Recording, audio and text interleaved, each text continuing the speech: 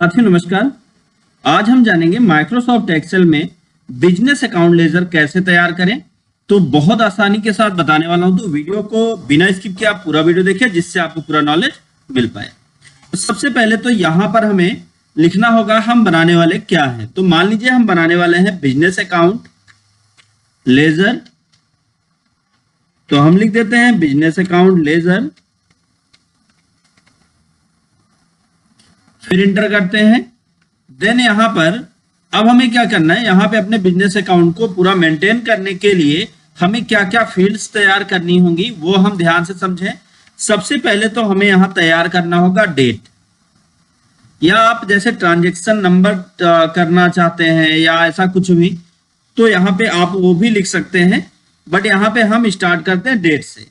फिर उसके बाद यहां पे हम बनाते हैं ट्रांजैक्शन, बस शॉर्ट में लिखते हैं ट्रांजैक्शन आईडी। ट्रांजैक्शन आईडी क्या है। फिर उसके बाद डिस्क्रिप्शन,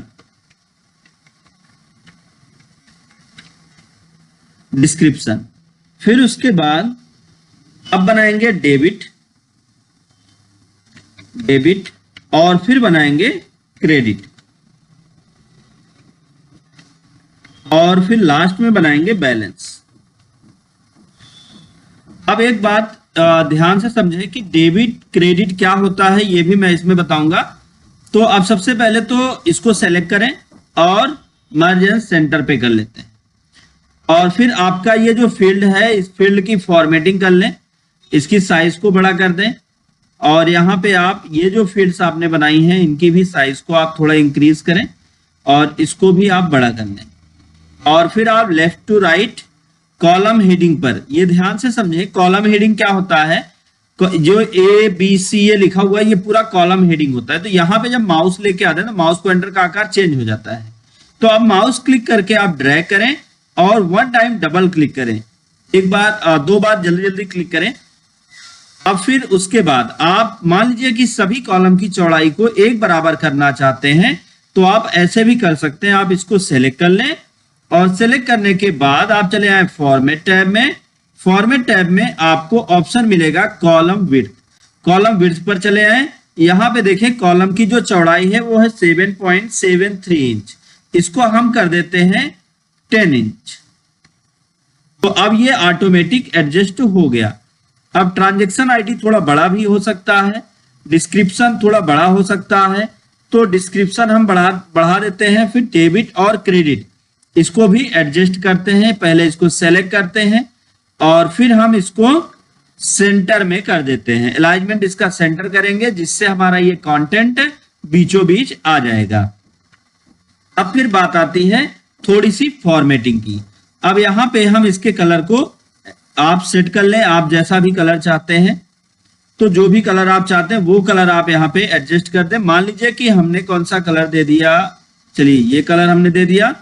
और फिर उसके बाद आप इस लाइन पे आके यहां पे हम कोई दूसरा कलर देते हैं, तो हमने यहां पे दे दिया मान लेते हैं रेड, और टेक्स्ट के कलर को हमने कर दिया व्हाइट, जिससे ये अच्छा लगे हमको। फिर उसके बाद नेक्स्ट अगला काम हमें क्या करना है, यहाँ पे डेट सेट करनी है। तो मान लीजिए कि अगस्त का, ये अगस्त चल रहा है, तो अगस्त का आप पूरा का पूरा डेटा बनाना चाहते हैं। तो यहाँ पे हम बनाते हैं 1 अगस्त 2024। तो अब हम 1 अगस्त से लेकर पूरा 30 तारीख तक पूरा यहाँ पे हम ड्रैग कर देते हैं, जिससे क्या होगा कि हमें पूरा 31 तारीख तक हमने यहाँ पे ड्रैग कर दिया, जिससे यहाँ पे पूरा डिटेल्स आ जाएगा। और यहाँ पे आपको ये भी पता चल जाएगा किस दिन आप ट्रांजैक्शन करने वाले हैं। तो 30 दिन का ट्रांजैक्शन हम सेट करने वाले हैं। तो यहाँ पे हम सबसे पहला काम क्या करेंगे, ट्रांजैक्शन का रेफरेंस नंबर, जो ट्रांजैक्शन नंबर होता है, अगर वो आपके पास अवेलेबल है तो आप वो इंटर करें, और नहीं तो आप छोड़ दें। फिर उसके बाद अगला हमें क्या करना है, सबसे पहले तो एक बात ध्यान से समझें कि आप यहाँ पे डिस्क्रिप्शन में लिखें। डिस्क्रिप्शन में क्या लिखना है आपको, डिस्क्रिप्शन में हम लिखते हैं, मान लीजिए आपका जो क्लोजिंग बैलेंस है, क्लोजिंग बैलेंस का मतलब या ओपनिंग बैलेंस हुआ, क्लोजिंग बैलेंस हुआ, ये आपका सबसे पहले यहाँ पे आपको बनाना होगा डिस्क्रिप्शन में। तो क्या है ये, मान लीजिए ये बैलेंस है, बैलेंस एज ऑफ कितनी तारीख, तो यहां पे 1/8/2024, तो यहां पे हमने डाल दिया तारीख। अब फिर उसके बाद अगला काम हमें क्या करना है, अब 1/8/2024 को जो भी पैसा था वो डेबिट में लिखा जाएगा। क्यों? क्योंकि जो पैसा आपके पास रहेगा, एक बात ध्यान समझें, जो पैसा आपको मिल रहा है मतलब आपके पास आ रहा है वो पैसा डेबिट होगा, और जो पैसा आपके पास से जाएगा वो पैसा क्रेडिट होगा। तो यहाँ पे मान लीजिए आपका जो पैसा है वो है 10,000 रुपए, छोटा लिख लेते हैं या 1 लाख कर लेते हैं, थोड़ा बड़ा अमाउंट रहेगा तो देखने में भी अच्छा लगेगा। अच्छा, दूसरा यहाँ पे एक फॉर्मेटिंग अभी हमने अप्लाई नहीं किया, आपको बता दें, थोड़ा सा इसको हम और बेहतर बना लें। तो हम यहाँ पे क्या करेंगे, एक सेल और नीचे आ जाते हैं और इसको पूरा सेलेक्ट करके इसमें ऑल बॉर्डर कर देते हैं।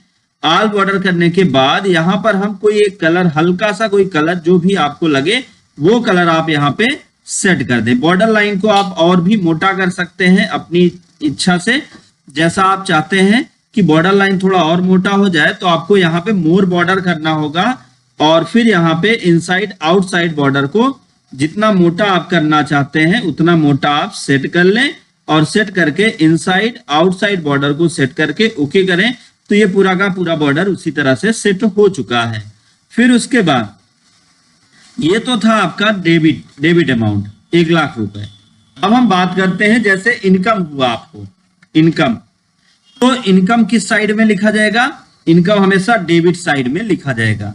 अब मान लीजिए 20,000 रुपए की इनकम आपको हुई, मतलब इनकम, और दूसरा आपने खर्च किया या फिर से आपने इनकम करी, इनकम, तो अब कितना इनकम किया आपने किया, अच्छा किस तारीख को, तारीख देख लीजिए, तो 2 तारीख को आपने जो है इनकम किया 20,000 का, और फिर 3 तारीख को भी इनकम किया आपने 30,000 का, और फिर 4 तारीख को एक्सपेंस हुआ। एक्सपेंस मतलब होता है खर्च, तो खर्च हमेशा आपके पास से निकल रहा है पैसा, तो ये कहां लिखा जाएगा, ये लिखा जाएगा क्रेडिट साइड में। अब मान लीजिए कि टोटल खर्च आया कितना, 25,000, या हाँ 25,000, तो अब आपका बैलेंस क्या होगा, ये सारी चीजें हम यहाँ पे सेट करेंगे। कैसे, सबसे पहले तो यहाँ मैं आपको बाकी एंट्री में नहीं करूंगा क्योंकि टाइम ज्यादा वेस्ट नहीं करना। अब हम यहाँ पे सबसे पहले क्या करेंगे, आपका जो बैलेंस है, जो आपका ओपनिंग बैलेंस है वो यहाँ पे लिखना है, तो इक्वल करना है।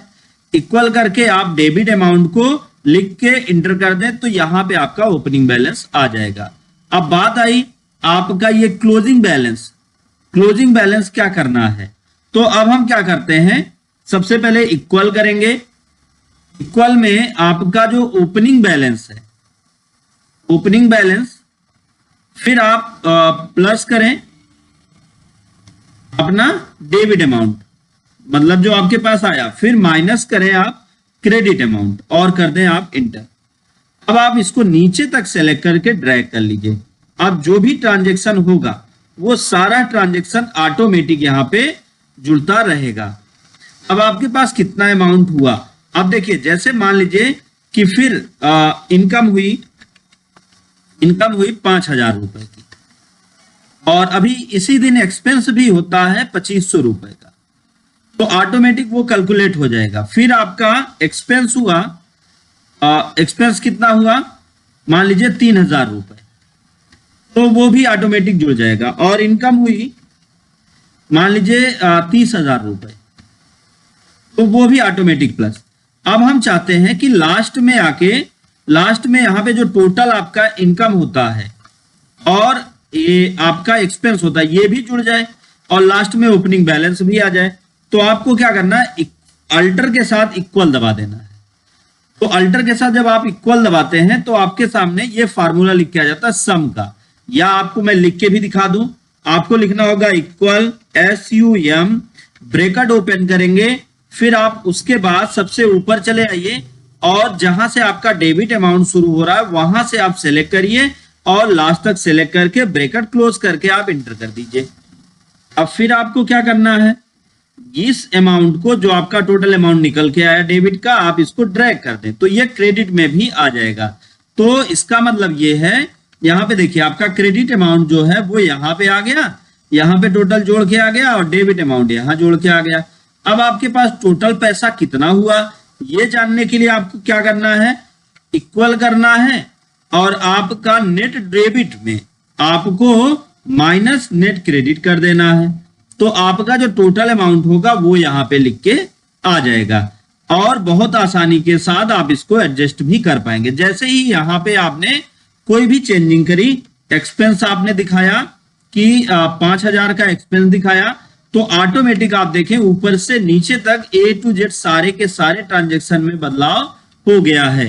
तो आप इसका प्रिंट भी निकाल सकते हैं, पूरा 1 महीने का आप यहाँ पे अपना डिटेल्स लेजर का ले सकते हैं। तो उम्मीद है आपको ये समझ में आया होगा। वीडियो अगर समझ में आया हो, वीडियो आपके लिए काम कर रहा हो तो वीडियो को लाइक करें, ज्यादा से ज्यादा लोगों तक शेयर करें ताकि उनको भी नॉलेज मिल पाए। दोस्तों thank you so much video को अंत तक देखने के लिए।